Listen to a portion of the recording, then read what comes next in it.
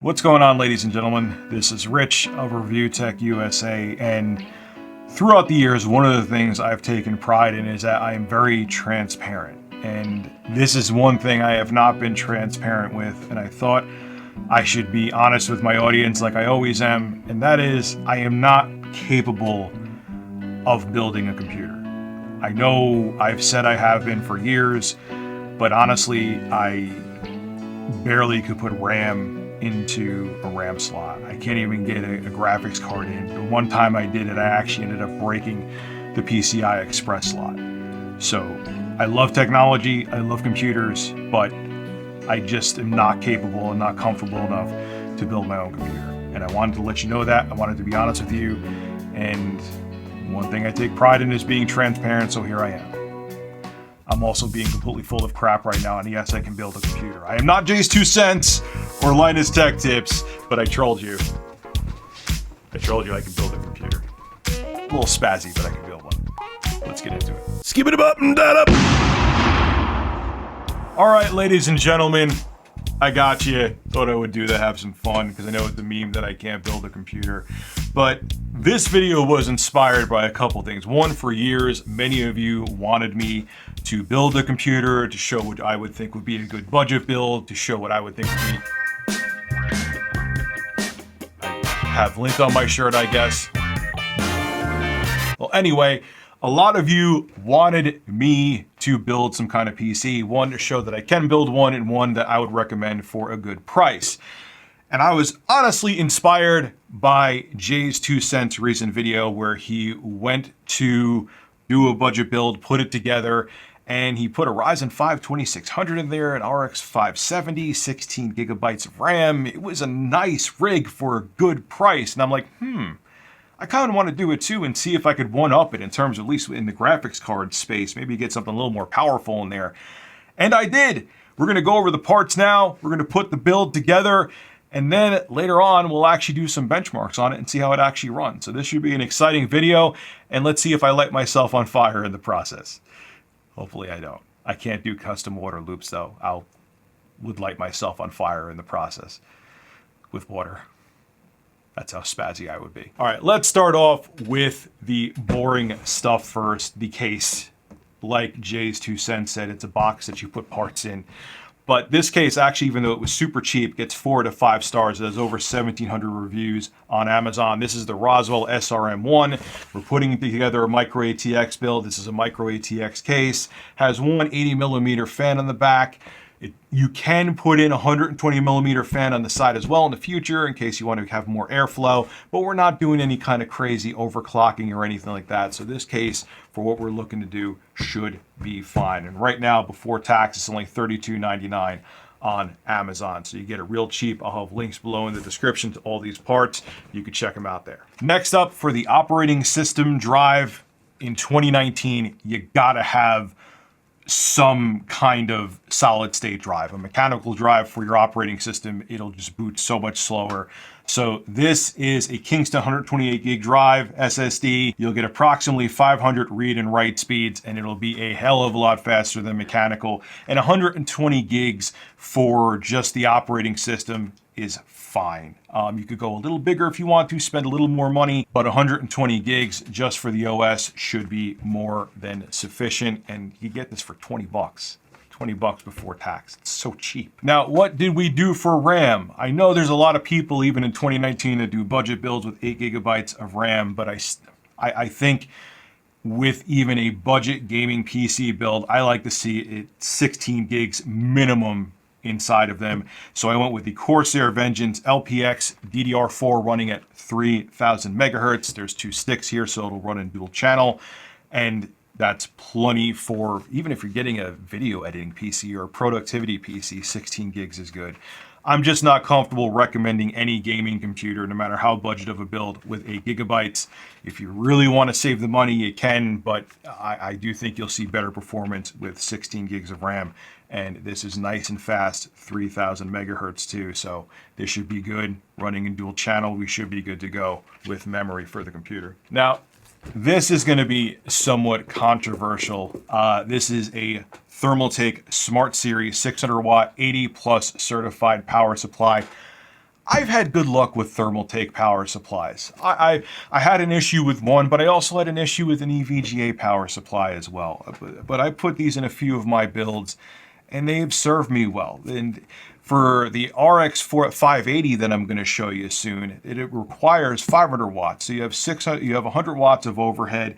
This will be plenty of power for the R5 2600 processor that's going to go in there, which is a 65 watt TDP, and the 580. And it actually gives you some headroom. So if you want to upgrade in the future to maybe a Ryzen 7 3700X, because remember, older motherboards are forward compatible when it comes to AM4 sockets, so you could upgrade to the new 3000 series CPUs if you want to in the future.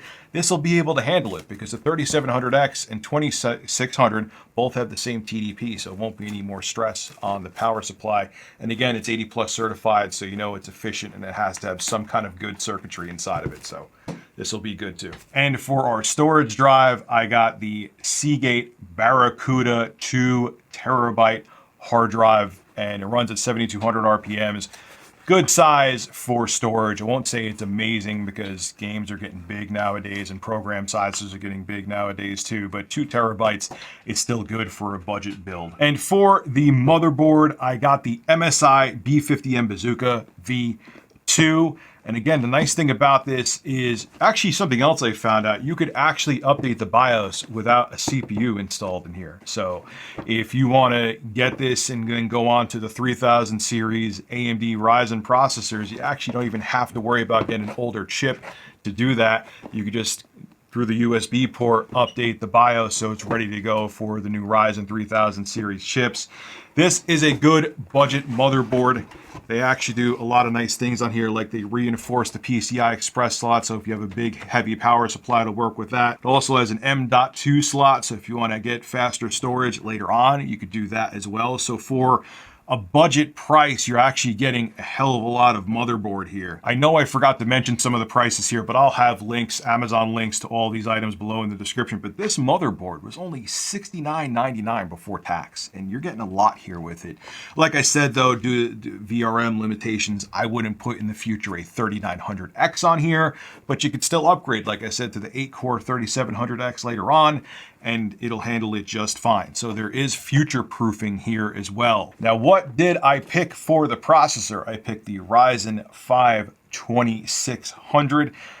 This is 6 cores, 12 threads. This is the Zen Plus architecture. This is before Zen 2, but this was a hell of a deal, and it comes with the cooler as well, so you don't have to worry about any kind of third-party cooling solutions. We're not overclocking, so what this comes with is more than enough. And I got this on Amazon for $133. And in the future, if you want to, you could overclock this to Ryzen 5 2600X speed. So, but again, the 6-core 12-thread processor you're getting here with a 3.9 gigahertz clock boost and it's 3.4 gigahertz base, you're going to be fine.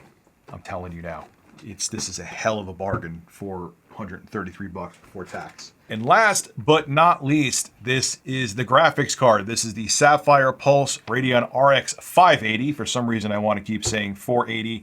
And this is a hell of a graphics card for the price. I'm excited to see how this performs. And like I said as well, the power supply will be more than sufficient to power both this and the Ryzen 5 2600. So this graphics card on Amazon too was $184.99. That is super affordable for what you're getting here and the performance you're going to get out of the RX 580. So I'm really excited to put all of this together. And last but not least, you may want to know what the grand total is with shipping and tax. Now keep in mind, I'm an Amazon Prime member, so things are a little bit cheaper for me.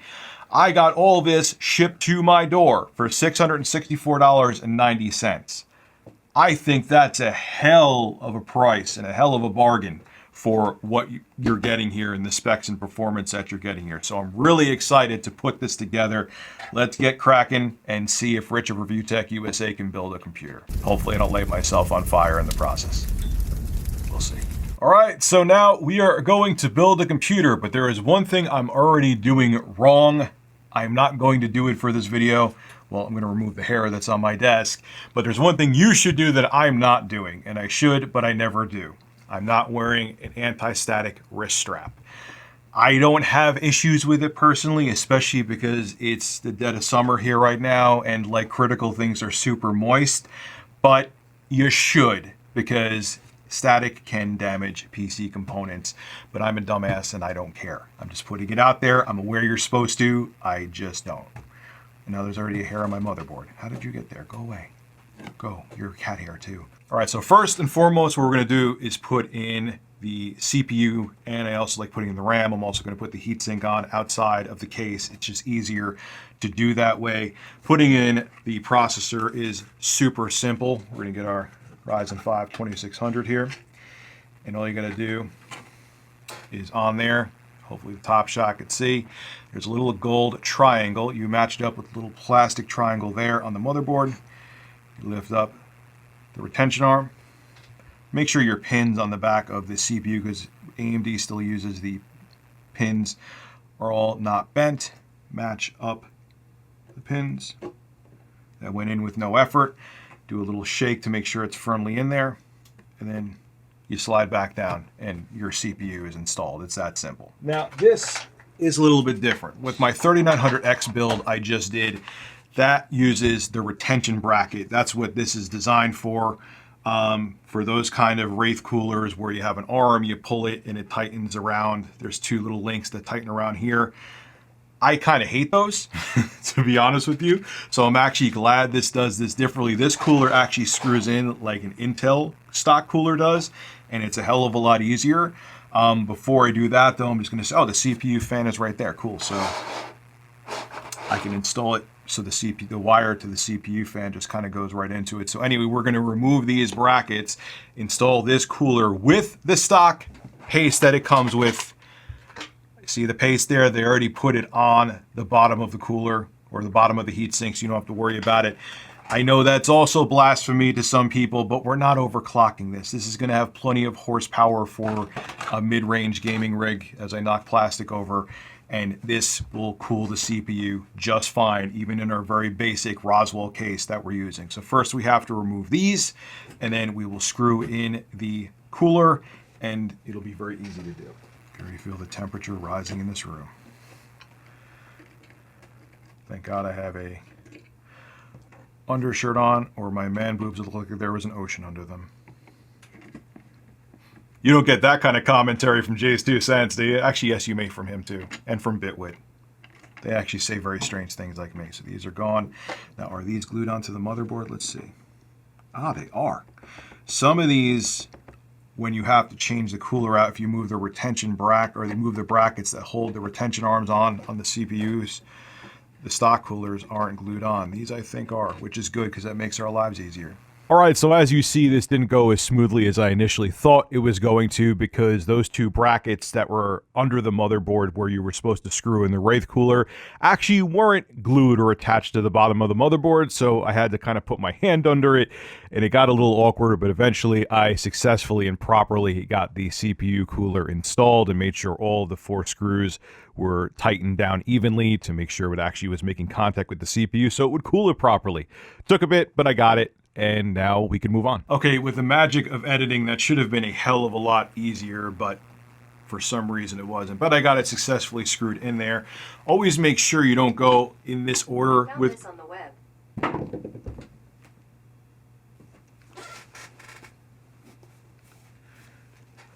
I hate smart assistants. Anyway, always make sure you kind of go in this order when you screw in your CPU cooler. For some reason, even with the bracket under here, some of the screws, even though I'd always never fully screw in until I know they're secured, wasn't reaching some of the holes, so I kind of had to put my hand under here to make sure they reached up. That's one thing I'll give Intel. I think their stock coolers are a hell of a lot easier to install, but I still like this cooler better than the retention brackets that AMD has.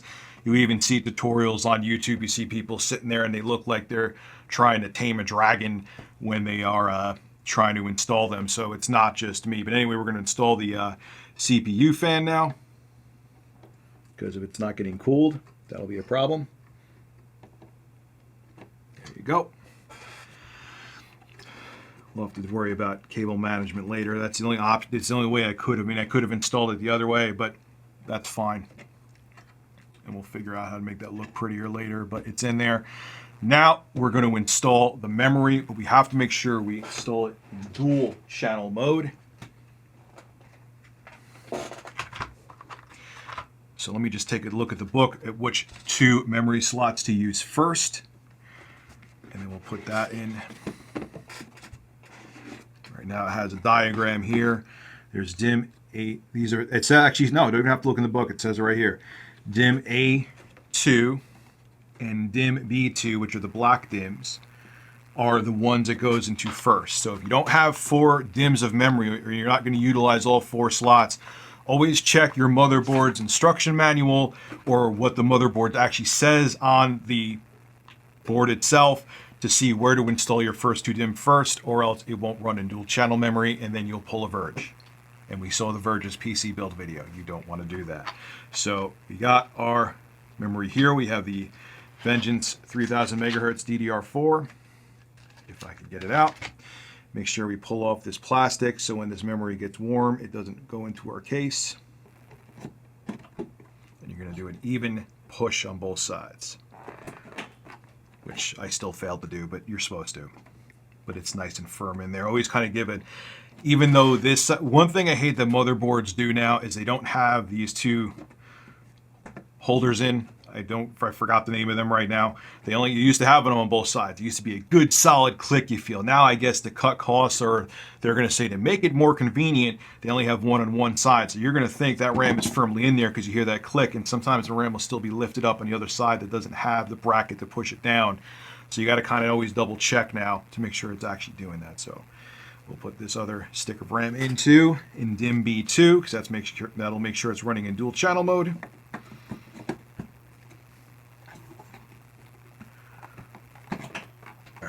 We are definitely in there. So now you're going to notice, you're going to see 8, I guess you would call them screw holes on here. You got 1, 2, 3, 4, 5, 6, 7. No, there's 8. There's 8. There's 8 right there. These are the spacers. Now you have to put spacers into your actual case to make sure the motherboard doesn't make contact with the metal of your computer case, and then it'll short out and not work. You'd actually ask an old school YouTuber who's an OG, MN12 Bird.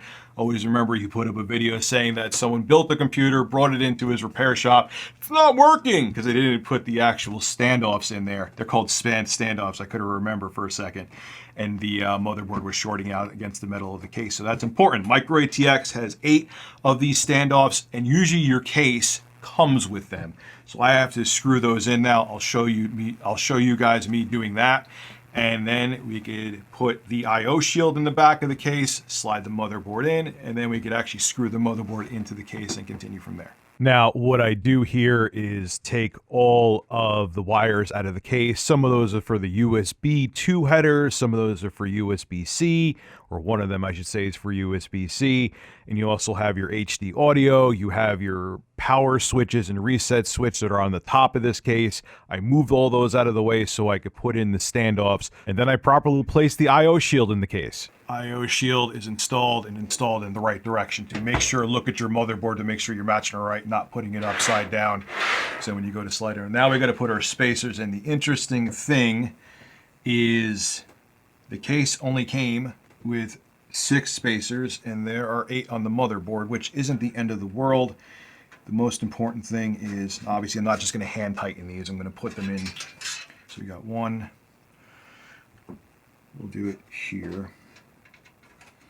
I prefer to have all of them, but I didn't check any of these parts first purposely because I wanted to, not make it like I preemptively did this build. Yeah, I was not a fan of the fact that the case did not come with the proper amount of standoffs for a micro ATX motherboard. But I made sure the standoffs that I did have were properly tightened into the case. Go, don't over tighten them because then you'll strip the case and then you will be SOL.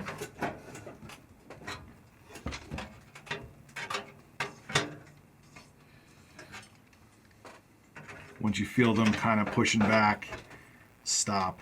So since the case came with the wrong amount of standoffs for this motherboard, and I need to wait for someone to bring me 2 of them, one thing I wasn't going to do, but you should do this, is I'm actually going to see if these parts will post outside of the case. I want to see if I plug the power supply into this, put the graphics card on real quick, see if I at least get it to boot up and tell me there's no hard drive connected to it, so we know that at least it's functioning.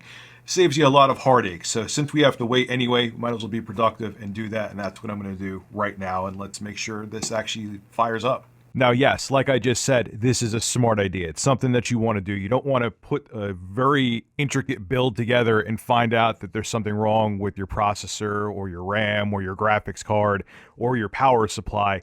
Checking to at least see if these parts will post before you start building your PC or putting all the parts inside of your case is a very smart idea, because it will save you a ton of time if there's an issue, instead of putting an entire computer together just to have to take it apart because one of your components is defective. Now, ladies and gentlemen, I have a portable monitor in front of me, have everything here plugged in. Let's see if we can at least get this computer to post, or the parts to post, it's not a computer yet, before we actually start installing stuff.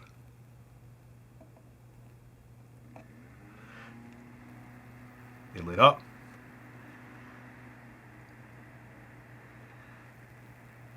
Will the screen come on? No, it won't. You know why? Because I didn't plug the HDMI in.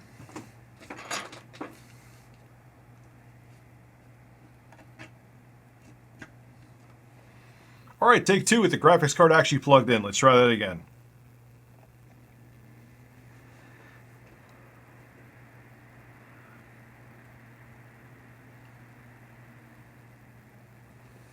Sounds like things are booting. Why am I not seeing a picture? Sounds like it posted. Hey!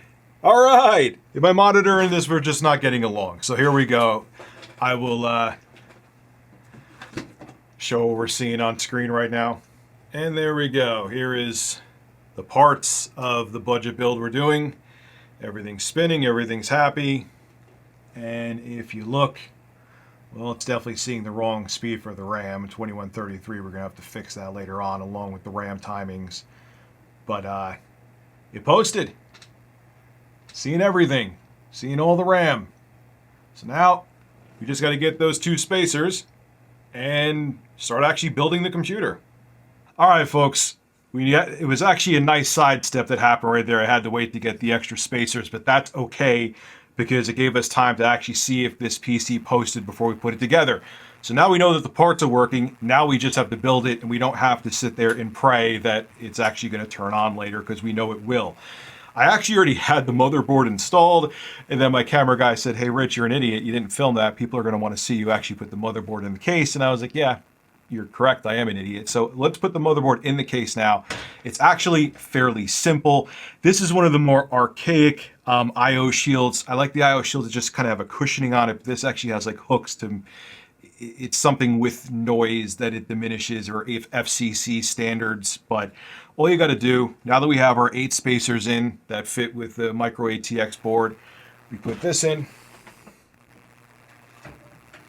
Actually, let me put it in this way, because that's the way it's supposed to fit. Get this out of the way. Then we go back over here.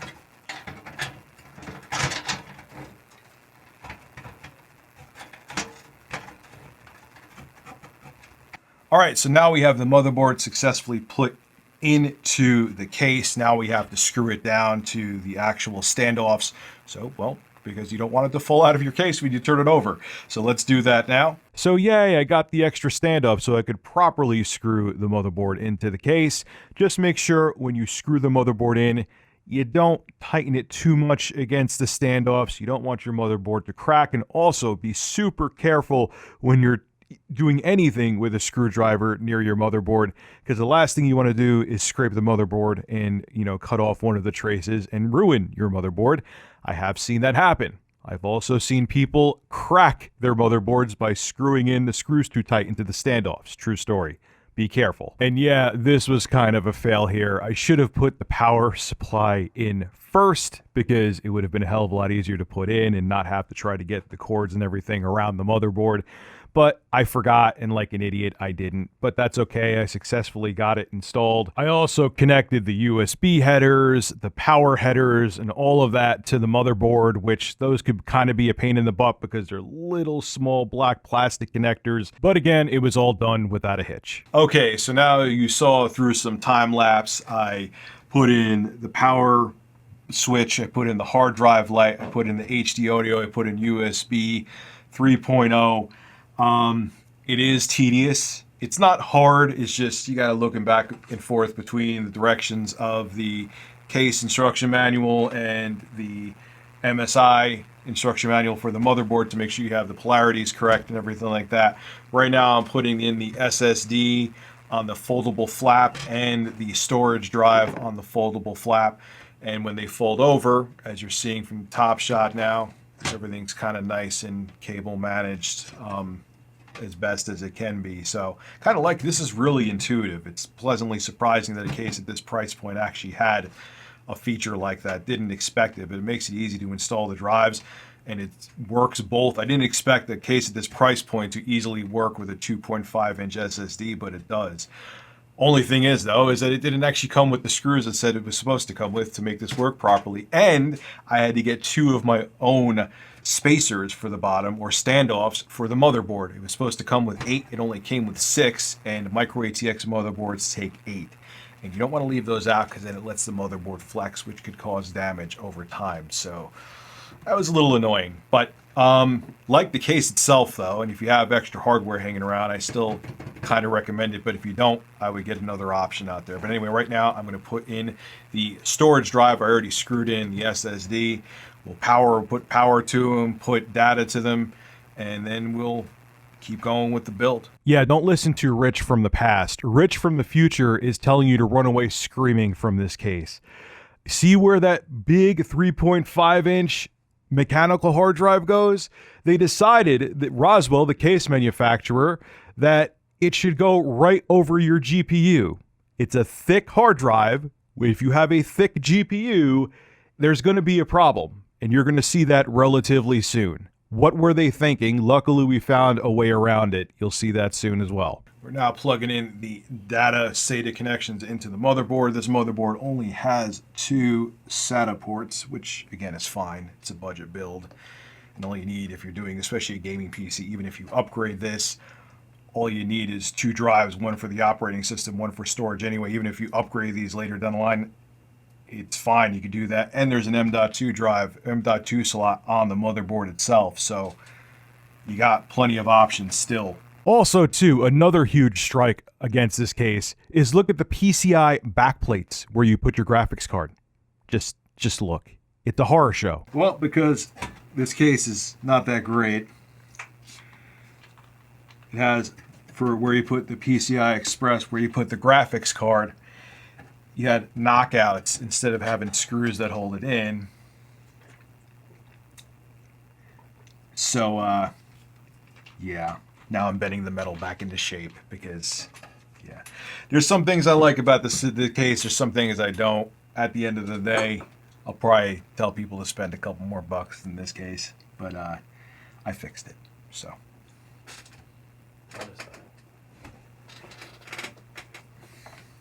Now we are installing the graphics card. I like this graphics card a lot. It has a backplate for 184 bucks, man.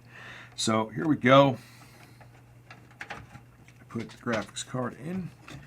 Yep, and this is where I go from being annoyed at this Roswell case to hating it, because where they designed the damn mechanical drive to go bangs into the graphics card. It doesn't work. You have to switch them around. Major problem with this case, and I'm going to make sure there's a better option in the Amazon listing below. I don't know how this case is 4 stars with almost 2,000 reviews, but they had this drive, the 3.5-inch drive, here where the GPU goes, and it was hitting into the graphics card. And then they had the 2.5-inch drive, this SSD. They made it that it only goes up here, so we had to switch out the grommets. So the bigger drive went here, the 3.5-inch drive, the mechanical drive, and the SSD went here. Why you would do that is beyond me. And let's get even into more of the insanity. These were the graphics card goes, PCI slots where the openings are here. They just have knockouts. Like, you just punch them out. And then on top of it, they don't give you screws to screw in the graphics card. You need self-tapping screws, and they don't include them. Luckily, I had the self-tapping screws to screw the graphics card in, and it would just be floating around like, ha ha. All right, let's put the graphics card in. Okay, so as you see, I reconnect the power and data to both the mechanical and solid state drives now that they're switched, so the GPU could actually fit into the case. And I also connect the PCIe power to the actual graphics card. Luckily, on this graphics card that I have, this RX 580, the PCIe connector is recessed, because even with the smaller SSD, if it wasn't recessed, it would bang into the solid state drive and I still wouldn't be able to use this graphics card. So that was a happy accident. This case is a complete nightmare. Okay, so I learned another valuable lesson by building this computer. As you see, it is built right now. I will never trust a case just because of high Amazon reviews again. I thought, hey, here's a budget case for a good price that has 1,725 Amazon reviews, and it was still an absolute nightmare to work with. I went through details throughout this, but where they had the hard drives, they wanted you to put 3.5 inch drive here, right above the graphics card. Guess how that won't work? It won't work, it's too thick. So we had to move the grommets around. We had to get our own self-tapping screws to secure down the graphics card. And, I mean, the cable management inside of it is, I would say, a C minus. But yeah, never again. But as you see, it's built. It doesn't look that bad. And let's just hope now that it actually posts. Posted when I tried it before. Let's see, after all the work we did, if it actually still works. Please do. Please do. So we can install the operating system. Please, please, please. Power on.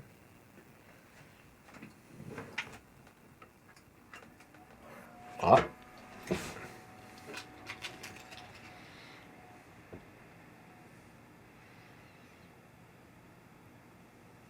Oh, thank God. Oh, thank God. Thank God. Thank God. Thank God. All right, ladies and gentlemen, the build was successful, but you're probably seeing a growth now on the outside of the case. That's an extra system case fan. It's 120 millimeters, and because of how this stupid case is designed, please don't buy this case. All the other parts are awesome. I love them. I think it was a good combination of parts, but this case is, I wouldn't wish my worst enemy to build his computer in this case. But where the hard drives aren't here, couldn't put the fan on the inside, so it had to go on the outside. And the reason I did that is that even though this computer was rock solid stable, I had AIDA64 run for 10 hours straight, it was running in the mid to upper 80s. And even though there was no throttling, because I kept on checking on and off, and AIDA64 ran rock solid stable for 10 hours, I don't want my CPU, even in AIDA64 in a synthetic benchmark, running that high. So I put this fan on the outside, and I'm in the lower to mid 80s now. Still not great, but with a case like this that has terrible cooling, terrible cooling, and on top of it using the stock cooler from AMD, which isn't great, I can't complain. Again, AIDA64 is a worst case scenario, synthetic benchmark, and it ran stable for 10 hours. Most of your real world performance will never even come close to that. And I'm knocking off about 4 or 5 degrees with this outside case fan. Doesn't look that pretty, but then again, this case is terrible. I will have a link to a better alternative below in the description. That's the case you should get. You should not get this one. But all in all, I'm happy with this build. In Cinebench, with my tightened up RAM timings, I'm getting 1270 with the stock clocks on the AMD Ryzen 5 2600, which is awesome. There was a time you could only dream of getting in the thousands with Cinebench R15, and now with the CPU for 133 bucks, it gets well beyond 1,000 score in Cinebench R15 without even breaking a sweat. And I did the Unigen superposition benchmark on the high settings. Couldn't really, the RX 580 couldn't really hang with the very high or ultra settings in the superposition benchmark, but I did it at 1080p at the high settings and got a score of 44.09. I have the score up on the screen over here, which is pretty damn good. The superposition benchmark is very demanding. So I'm going to do a ton more benchmarks. I'm going to go all out with a whole bunch of games and really get into it and use MSI Afterburner to see how this build really hangs with the newest AAA titles. I'm really excited to do that, and I'll see you guys for part 2, where we bench the living crap out of this budget build and see how it truly performs. I'll see you there.